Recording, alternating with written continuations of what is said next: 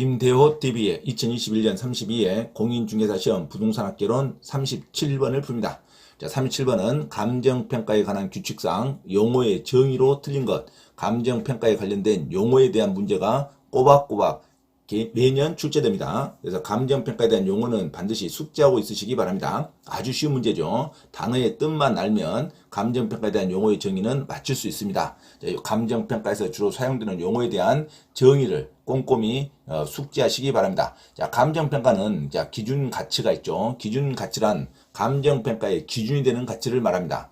자, 감정평가의 기준이 되는 가치를 기준 가치라 그러겠죠. 자, 그리고 감정평가에서 가장 중요한 감정평가 기준 시점이 나옵니다. 기준 시점은 대상 물건의 감정평가액을 결정하는 기준이 되는 날짜를 말합니다.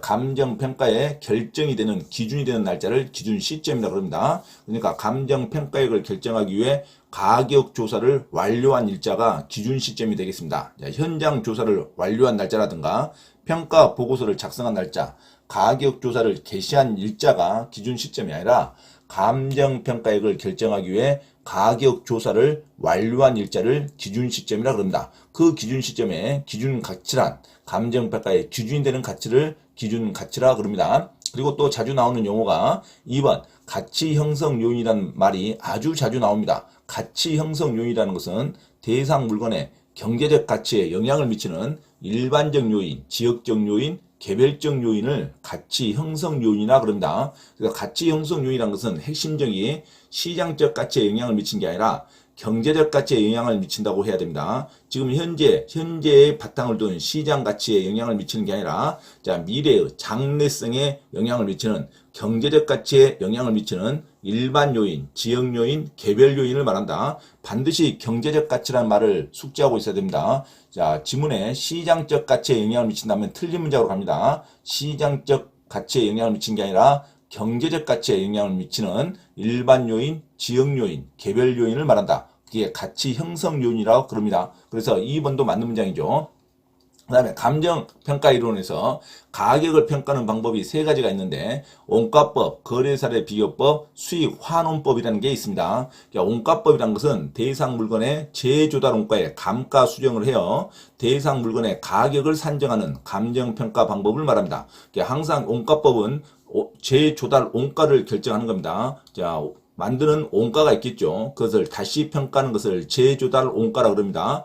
자, 재조달 원가에 반드시 건물과 일반적인 물건은 반드시 시간이 지남에 따라 감가가 되는데 이것을 주관적으로 감정평가사들의 주관적인 관찰로 인한 감가를 감가 수정이라고 합니다.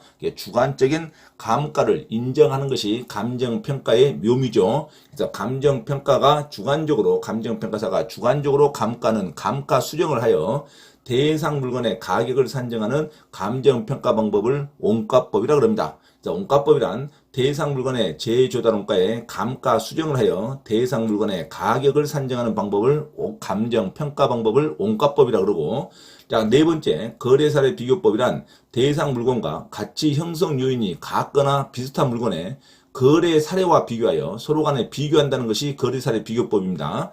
대상 물건의 현황에 맞게 사정 보정, 시점 수정, 가치 형성 요인 비교 등의 과정을 거쳐서 대상 물건의 가격을 산정하는 감정평가 방법을 거래사례 비교법이라고 합니다. 자, 거래사례 비교법이란 그래서 한마디로 옆에 있는 비슷한 성질의 또는 가치 형성 요인이 같은 물건을 거래 사례별로 같이 비교하여 그 물건마다 서로 간에 특성이 있으면 그 특성을 서로 간에 보정하는 작업을 거쳐서 사정 보정, 시점 수정, 가치 형성 요인의 비교 등의 과정을 거쳐서 그 물건의 가격을 산정하는 방법을 거래사례 비교법이라고 합니다.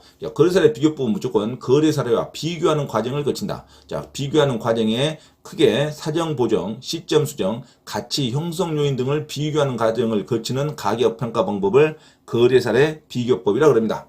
자, 그리고 3번째 가격 평가하는 방법이 수익 환원법이라 했습니다. 수익 환원법은 장래에 대한 가치를 현금 흐름에 따라 현재 가치로 환원하는 방법을 반드시 거쳐야 됩니다. 장래성을 분석하는 것이 수익환원법입니다. 그래서 수익환원법은 대상 물건이 장래 산출할 것으로 기대되는 순수익이나 미래의 현금 흐름을 다시 현재 가치로 환원하거나 할인하여 대상 물건의 가격을 산정하는 감정평가 방법을 수익환원법이라고 합니다.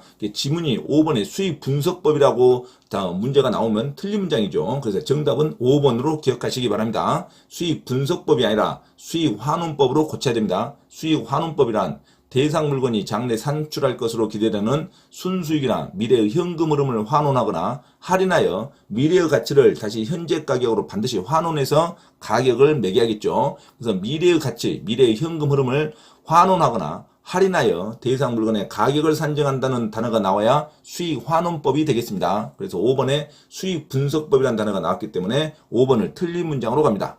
자, 수익분석법이라는 것은 임대료를 산정하는 하나의 방법으로서 대상 물건이 일정한 기간에 산출할 것으로 기대되는 순수익에 대상 물건을 계속하여 임대하는 데 필요한 경비를 더합니다. 자, 항상 임대할 때 필요한 경비를 더해줘야 계속 임대할 수가 있겠죠. 계속 임대하는 데 필요한 경비를 더하여 대상 물건의 임대료를 산정하는 방법을 수익분석법이라 그럽니다. 수익분석법은 임대료를 산정하는 방법이라고 외우셔야지 가격을 산정하는 방법이라고 하면 틀린 문장으로 가야 됩니다. 자, 가격을 산정하는 방법은 수익환원법이고 적정한 임대료를 산정하는 방법을 수익분석법이라 합니다. 놓치면 안 되죠. 자, 수익분석법이란 대상 물건이 일정한 기간에 산출할 것으로 기대되는 순수익에서 대상 물건을 계속해서 임대하는 데 드는 경비를 더하여 줍니다. 경비를 더하여서 대상 물건의 임대료를 산정하는 방법을 수익분석법이라 그럽니다. 임대료를 산정하는 방법은 크게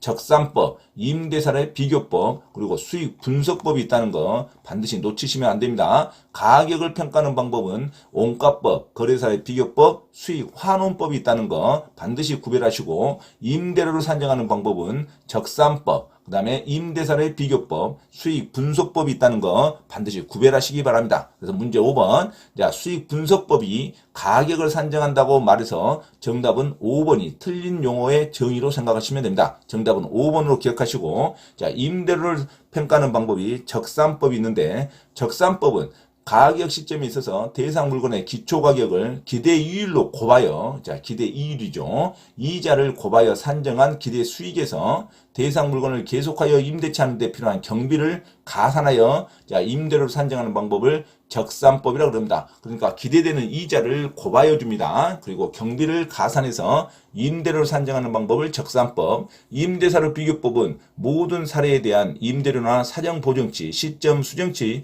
전부 지역 요인 비교치를 옆에 있는 비교에 대한 임대료 가격, 비교된 가격을 곱해서 임대 사례 비교법을 정하는 겁니다. 비교한 임대료라 해서 비준 임료라 그럽니다. 비준 임료. 그다음에 수익 분석법은 대상 물건이 일정한 기간에 산출할 것으로 기대되는 순수익에서 대상 물건을 계속하여 임대하는 데 필요한 경비를 더하여 임대료를 산정하는 방법을 수익 분석법이라 그럽니다. 그래서 수익 분석법과 수익 환원법을 반드시 기억하시기 바랍니다. 자, 수익 분석법은 임대료를 산정하는 방법이고 수익 환원법은 가격을 산정하는 방법이라는 거 반드시 기억하시기 바랍니다. 그래서 지문 5번은 수익 분석법이 아니라 수익 환원법으로 고쳐서 수익 환원법이란 대상 물건이 장래 산출할 것으로 기대되는 순수익이나 미래의 현금 흐름을 현재 가치로 환원하거나 할인하여 대상 물건의 가격을 산정하는 감정평가 방법을 수익 환원법이라 한다는 거 반드시 기억하시기 바랍니다. 정답은 5번이 틀린 문장으로 기억하시기 바랍니다.